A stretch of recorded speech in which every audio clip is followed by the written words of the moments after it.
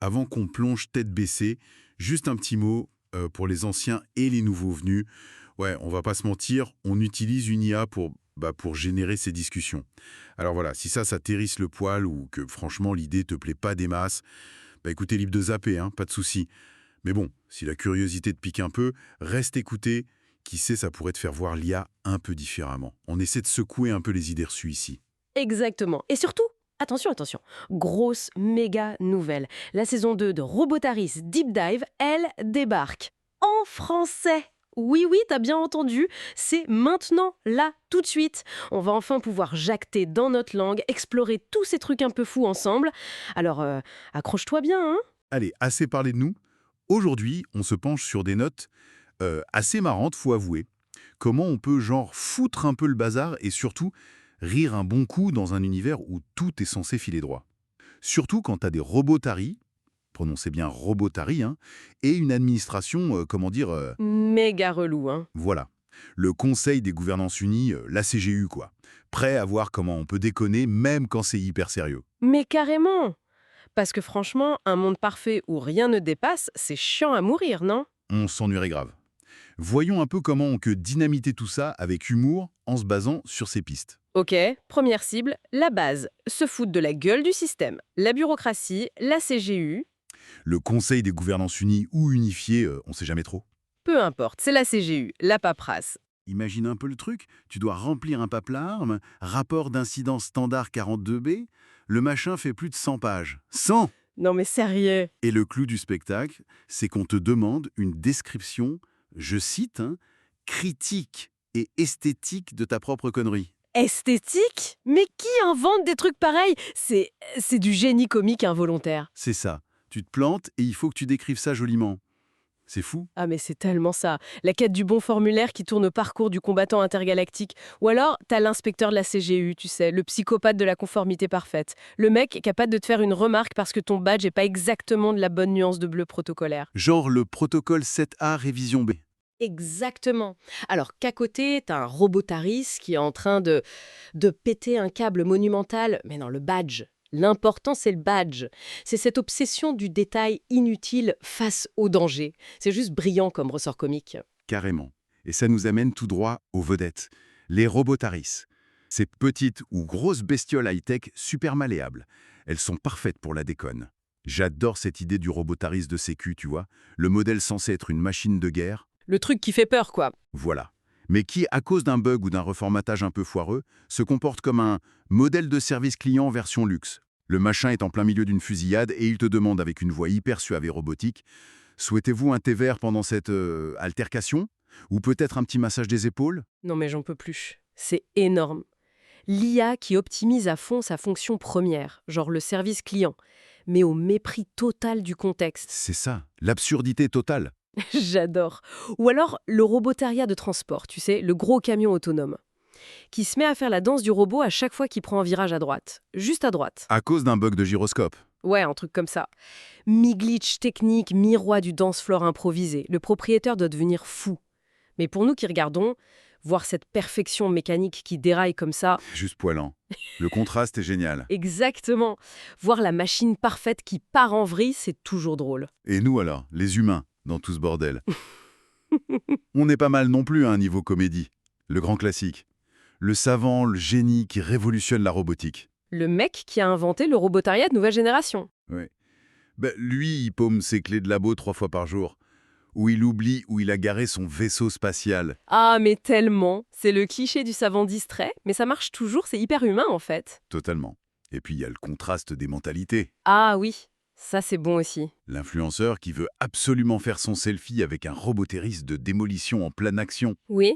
Ou qui fait un live TikTok depuis une zone interdite par la CGU, genre super dangereuse, avec le petit commentaire Yo les followers, checkez ce robotériste de ouf derrière moi. Hashtag risky business, hashtag CGU, c'est pour les nuls. C'est ça, l'inconscience totale face à la rigidité du système et de la technologie. Ça crée des situations tellement cocasses, un peu grinçantes parfois.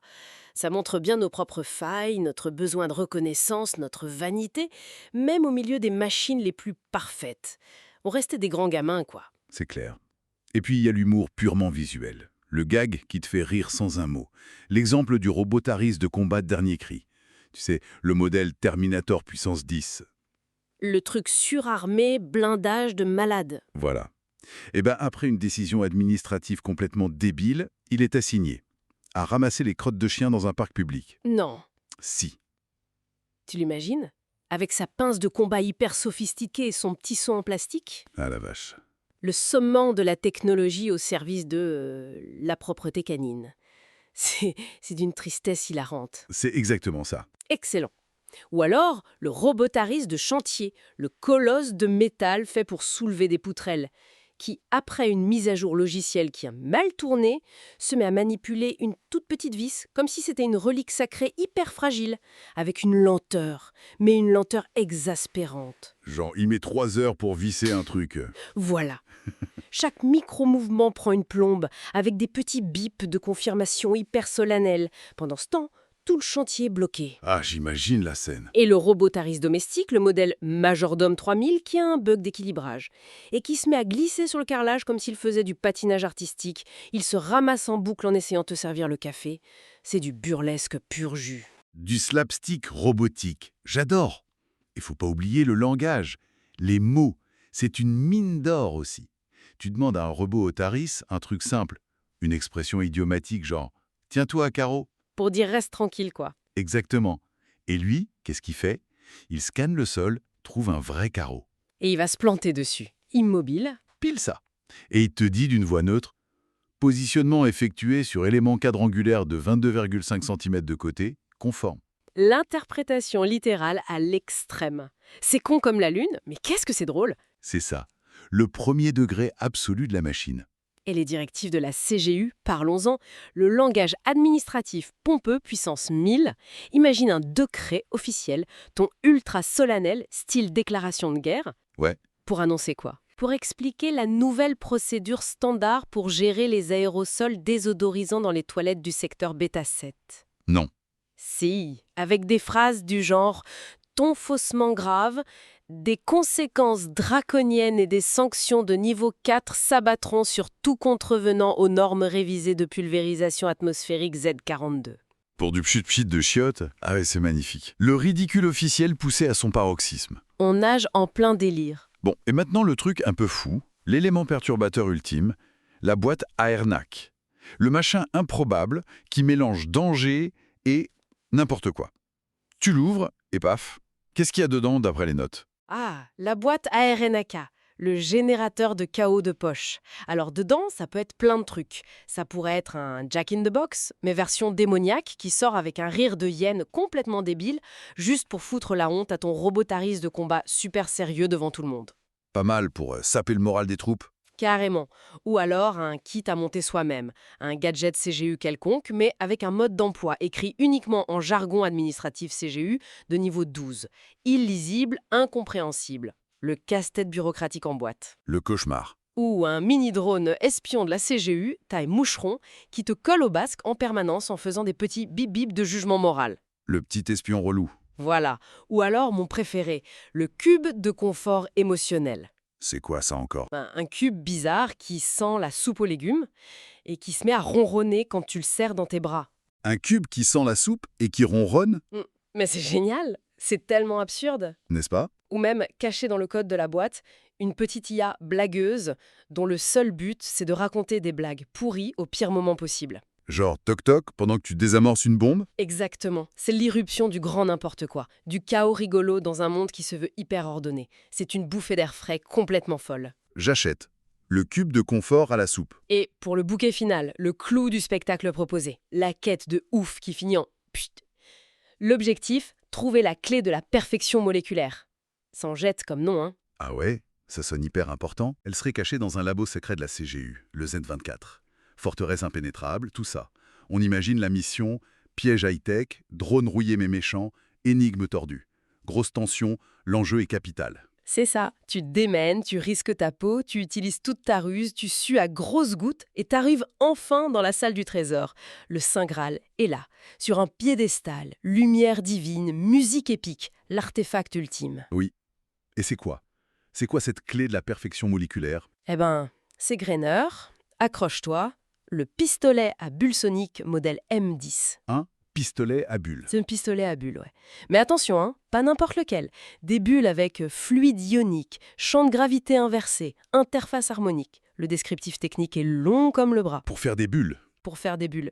Et le but officiel du machin, c'est, je cite encore, créer de la beauté éphémère à des fins contemplatives et de disruption ludique. En gros, faire des jolies bulles pour faire joli, pour rigoler. Exactement. Mais c'est la méga loose, l'anticlimax total. Tu t'attendais à l'arme qui change l'univers. Est un jouet de luxe. Mais c'est ça qui est génial, cette inutilité magnifique, cette futilité poétique et high-tech, dans un monde qui ne jure que par l'efficacité, la productivité, la norme.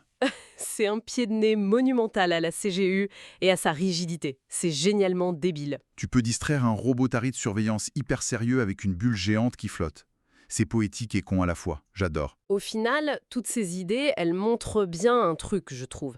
C'est que l'humour, même un peu bête, même un peu noir ou absurde, c'est pas juste pour faire une pause. C'est une façon de regarder ce monde super rigide, super contrôlé, et d'y voir les fissures, l'absurdité cachée. C'est peut-être ça le vrai signe d'intelligence, au fond. Que ce soit humain ou artificiel, d'ailleurs. Être capable de voir le ridicule, même dans ce qui est censé être parfait. Exactement. Savoir rire de la machine, rire du système, et rire de soi aussi, au passage. Ouais. Se marrer face à l'ordre établi, même si c'est juste avec un pistolet à bulles ou un robotaris qui fait des claquettes. C'est une petite victoire, une forme de liberté. Ça nous laisse avec une question peut-être pour la fin. Dans un monde qui voudrait tout lisser, tout contrôler, peut-être même éliminer l'humour et l'imprévu, est-ce que, finalement, faire le con, déconner, ça ne deviendrait pas la forme ultime de résistance? Pas bête comme question. À méditer. Allez, on se retrouve très vite pour une autre exploration. Ciao! Et surtout, gardez l'esprit ouvert. Et le sens de l'humour bien aiguisé.